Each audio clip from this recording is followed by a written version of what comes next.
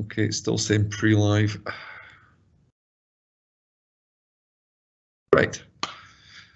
Okay, good evening everybody. My name's Tony Wilson and I'm the course tutor at Elmwood campus of SRUC that looks after the land-based studies course and the rural skills course. And tonight I'm going to do a little presentation about those two courses and a school outreach course that we run as a sort of precursor to them for S3, S4 age pupils. Just to give you some sort of idea what the courses entail, what they're about, where you could potentially progress from to them. Anyway, what I'll do is I shall make my presentation live now. Okay. So I'll start with a pre-entry course. It may not be what everybody's looking for, but as I say, it's a precursor to the two other courses. And it's just in case anybody's still at school and thinking about maybe doing this instead. So we run it for, it says S4, 5 and 6 pupils on the screen there, but we will take S3 as long as the pupils that are on it will be 16 in the first year that they come to college. So, you know, normally they're 15, but very occasionally we've had a late 14-year-old on it. It's a minimum of 8 weeks we expect them to do. They don't have to be consecutive weeks because we're aware that school pupils have got exams and other commitments. So as long as they do 8 weeks over the course of the academic year, that's enough to achieve this course. Within those 8 weeks, we try and get 8 different tasks as a taster of the full-time units. So we'll do things with some machinery, we'll do a little bit of footpath work, we'll plant trees, we'll go and do some environmental studies. Things that are from various areas of courses within the college. It's aimed at giving pupils who maybe disengaged with school for whatever reason, a taster of some more practical courses based in the outdoors. So they're pretty much all outdoors. The pre-entry course is entirely practical. There's no written work on this one at all. All you have to do for achieving it is to turn up for 8 weeks, behave yourself, and I get a chance to see who my next year's intake might potentially be. It gives the pupils an idea what college is like, what sort of work they would be doing if they choose to come to Elmwood the following year. So there's a couple of sort of shots taken of people at the college doing the sort of work that pre-entry course would be involved in. So the slide on the left is some guys grading a footpath up to a new bridge that was built. And then there's another guy who'd been doing some footpath work. That's a machine called a whacker plate, which is used to compact gravel paths or monoblock paving or things like that. So those are the sort of tasks we would get involved with pre-entry, and also the land-based and rural skills classes, because as I say, the tasks that the pre-entries do are chosen as an example of what they would do if they come in as full-time students. My contact details will be on the last slide, and I'll leave that up if anybody's interested. It's the same contact details for all 3 of these courses. I'm usually involved in negotiations with schools, year heads and careers advisors and so on about how people can get onto this. So if people want to get their school to get in touch with me, that's fine too. Okay, so that's the pre-entry course. The normal route into college after that is a Certificate of Land-Based Studies. It's a locally devised course, and what that means is we at SRUC have made it up. And that's not as Mickey Mouse as it sounds. What that means is we've chosen units from the Scottish Qualifications Agency, and we've put together our own course to suit the needs of people at this level coming in as a sort of taster course for the college. And that gives us the flexibility to change it if things change at the college. So if, for instance, one of our departments were to close, or we were to get a new department opening up, we can add our takeaway courses that are part of that suite of units. So basically it's at level 4, which is approximately the same level as Nat 4's. It is, as much as we can make it, paperwork free, but bear in mind that most of the units that we make this course up from have got some written element. So there will be some written work. There will be 3 core skills units embedded within the course. Those are communication skills, numeracy, and information communication technology. And those are based at whatever level the student comes out of school with. So if you come out with a Nat 4, we'll pitch it at level 5. If you come out of school with a Nat 3, we'll pitch it at level 4. So it's a flexible level that we can teach those core skills at. So it's a chance for you to brush up any core skills for future. The rest of the units are chosen from a mixture of other departments. So for instance, horticulture, animal care, forestry, greenkeeping. We do some reasonably exciting things like utility terrain vehicle driving, which are off-road vehicles you might have seen driving about on farms and golf courses. It's not like a quad bike, it's more like a cross between a quad bike and an off-road vehicle for moving machinery about.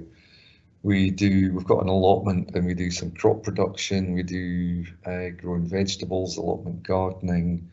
We do estate maintenance units where we'll be out planting trees or looking after footpaths.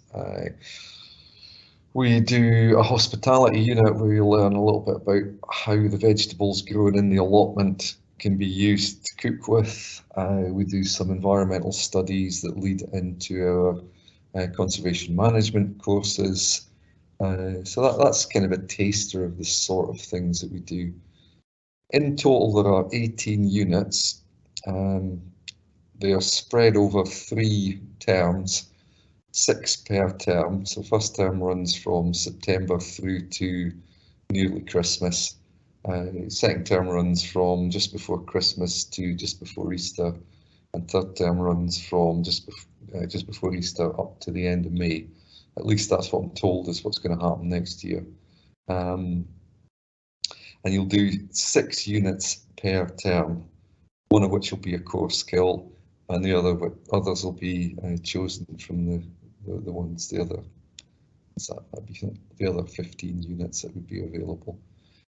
To pass the course, you need to pass 12 of those units, any 12.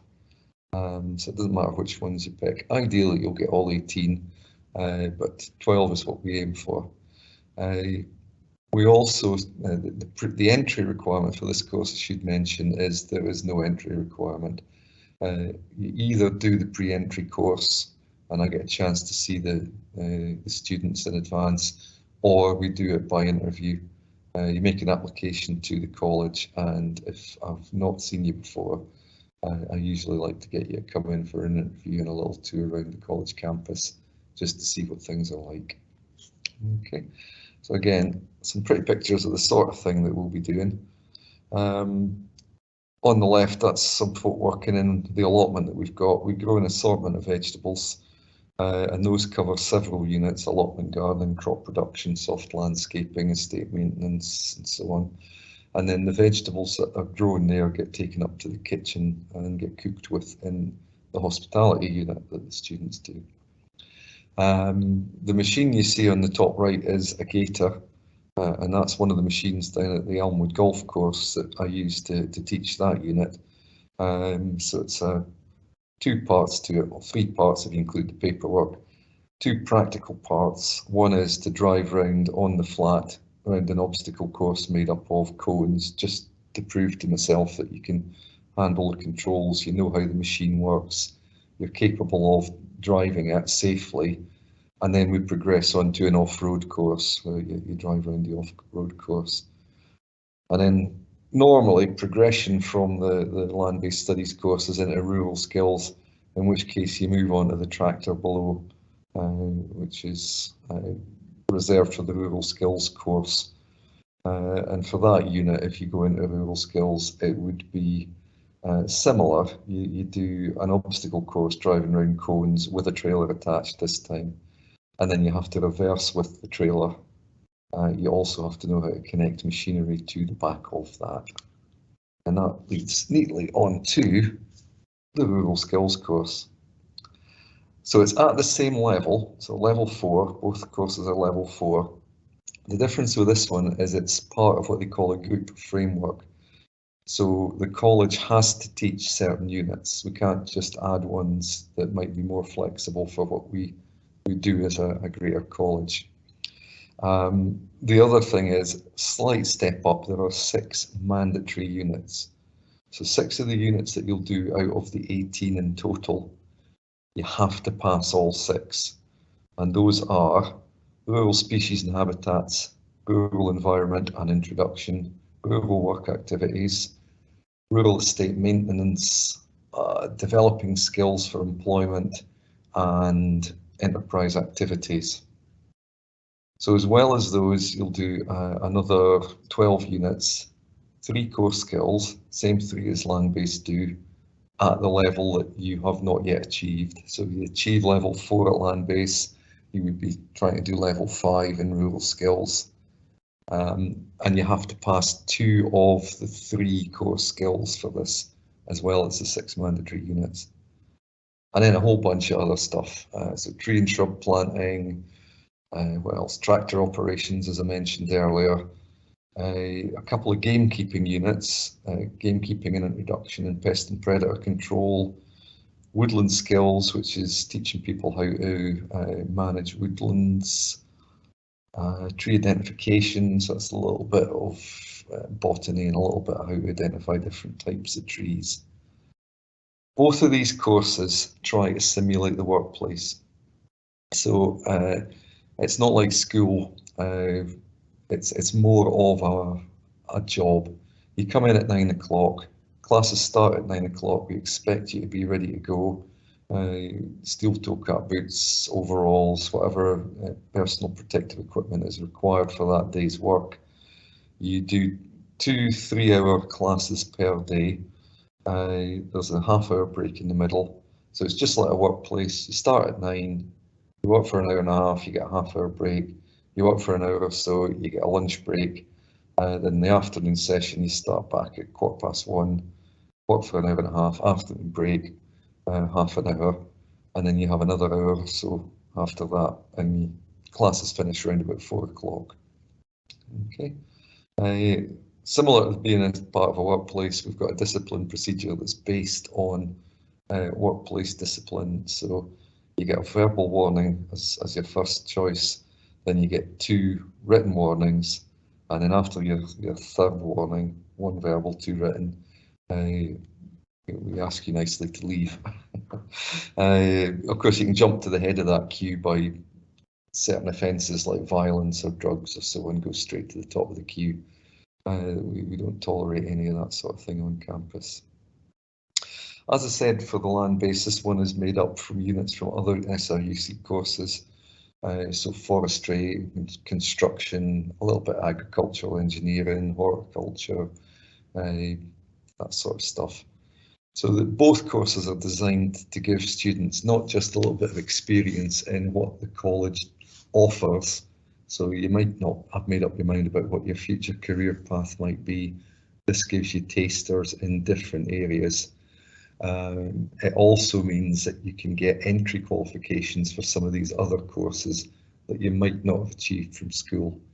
So if you've not got the right number in that 4s, or if you need some skills that you haven't achieved yet from school, this gives you the chance of picking those up. And probably most importantly, it makes your face known to college staff.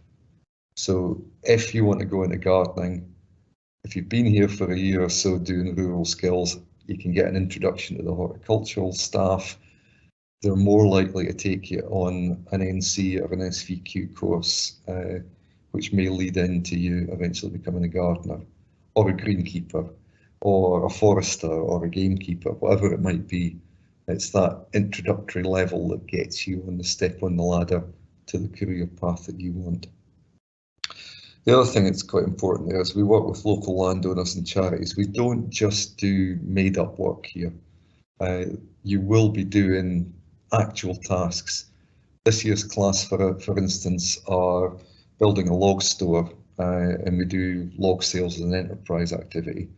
And we work with a local charitable trust who own a woodland to source the timber to do the log sales. We're making a big duck trap this year for the local ringing group, where we put little metal rings on ducks' legs to track their movements. So we're working with other organisations to complete projects. So we're not just saying, right, I want you to build a brick wall 4 feet long by 2 feet high and then knock it down for the next student to do it. If we build a brick wall, it will be part of a construction project. Yeah. So you see a start point, a midpoint, and an end point to the work that you are doing on these courses. Okay. There's a couple of ideas of what we've done in the past. The bridge those guys are standing on is still standing. It's up at the woodland I was mentioning that the local charity own. They needed a footpath, a bridge to connect one side of the footpath to the other side. So that class built that footbridge as part of Construct Rural Features. We do some woodland maintenance work. You see some other guys there doing some high pruning and clearing up a wind-blown tree in the background. And that's part of the woodland skills course and the estates maintenance course. And again, we do it on either college ground where the work needs done, or working with local landowners. When we do some on their property as well, because we want to make the work as real and achievable as possible. Okay. Those are my contact details, which I shall leave on the screen, and I shall ask if anybody has any questions. Thank you. Yeah, so the first question we've got is, does the college provide waterproofs? Yeah, both courses we provide not just waterproofs, but personal protective equipment. So both courses, the students get a waterproof jacket and trousers and wellies, so that they can work in wet weather. You also get a fleece, because we will be working in the winter, but bear in mind that one fleece isn't necessarily going to keep you warm. It would be a good idea to have your own layers of clothing underneath. You also get overalls, because we'll be working with machinery and you have to wear overalls when we're working with machinery. You get work gloves, 2 pair of summer issue, 1 pair of fleecy winter issue. You get a set of steel toe cap boots, and there are helmets and eye protection and so on available. It's worth pointing out at this point that personal protective equipment is not optional. You have to wear what you are told to wear, because otherwise you're not covered by the college's insurance. It's just like every building site you walk past, there will be a whole range of signs on the front door saying you have to wear a hard hat, steel toe caps, eye protection, ear defenders. We're exactly the same. If the work you are doing requires you to wear steel toe cap boots, you have to wear it, otherwise you're marked absent and you're not put in the class that day. Similarly with overalls if you're working with machinery, high visibility jackets if you're working near roadsides, helmets if we're pruning branches above head height, all of those things. You'll be told what PPE we expect you to wear. It will be provided, but you have to wear it. So yeah, you do get waterproofs, is the short answer. Thank you. And the final question we've got is, what can I study after the land-based course? Okay, most pupils that come in from school, they go either straight into the land-based studies course, or if they've got slightly more qualifications, maybe into rural skills. And then from there, it really depends on what their interests are. If they're interested in horticulture, we get a lot of students go on to study horticulture, and we've had them do either the national certificate, higher national certificate route, which is more academic, or the SVQ2-3 route, which is more practical, to become gardeners. We've also had people come in and gone on to do gamekeeping. We do that here at the college as well. We've had people go into hospitality and learn how to be cooks. We've had people go in animal care because they're interested in looking after small animals. And another popular route is to go into greenkeeping. We had quite a few last year's class went down to study greenkeeping and learn how to manage and maintain golf courses. So those are the kind of routes that typically people go to. We don't do things like car mechanics or building as a college, but what we've found is that the entry requirements for courses at either Fife College or Dundee and Angus College, if you do the rural skills course, we can get you into those courses if you want to become a car mechanic or a builder or something like that. It takes the place of any qualifications from school that you might be lacking. Perfect, thank you. That's all the questions we've got. Okay. All right, well, that was quite short, but if anybody wants to get in touch with me, that's my contact details there, an email address and my direct line phone number at the college here. There's an answering machine on it if it's after hours or if I'm teaching. The other way of getting in touch with me would be through college reception or through the admissions office. If you want to put in a direct application, they'll come to me anyway, and I'll get in touch by that route. Okay. Right, over to you, Gemma. Perfect, thank you. Everyone will receive a follow-up email after the event with the recording, and hopefully we'll see you soon. Thank you. Okay, good.